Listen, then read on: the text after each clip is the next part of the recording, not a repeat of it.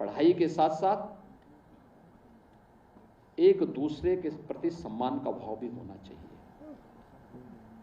अपने से बड़ों बुजुर्गों का भी सम्मान का भाव होना चाहिए, माता पिता का भी सम्मान का भाव होना चाहिए, गुरुजनों के प्रति भी सम्मान का भाव होना चाहिए, समाज के प्रति अपनी जिम्मेदारियों का भाव भी होना चाहिए और राष्ट्र के प्रति भी अपनी जवाबदेही का भाव हम सबके मन में होना चाहिए।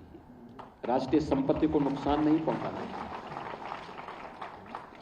ये मान के चलिए वह राजकीय संपत्ति या कोई सार्वजनिक संपत्ति किसी व्यक्ति की नहीं, समाज की संपत्ति है, समाज के कंट्रीब्यूशन से बनी हुई है, उसका नुकसान नहीं होना चाहिए।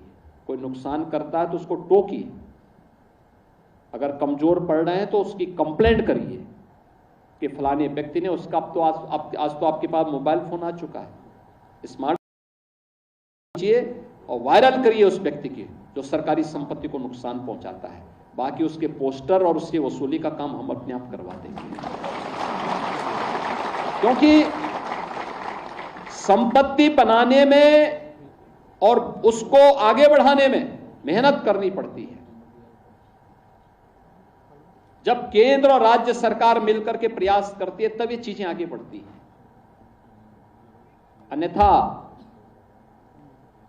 उजाड़ने में समय नहीं लगता। और ये सार्वजनिक संपत्ति राष्ट्र की संपत्ति है, हम सबकी सामूहिक जवाबदेही का हिस्सा है, उस पर हमें ध्यान देना होगा।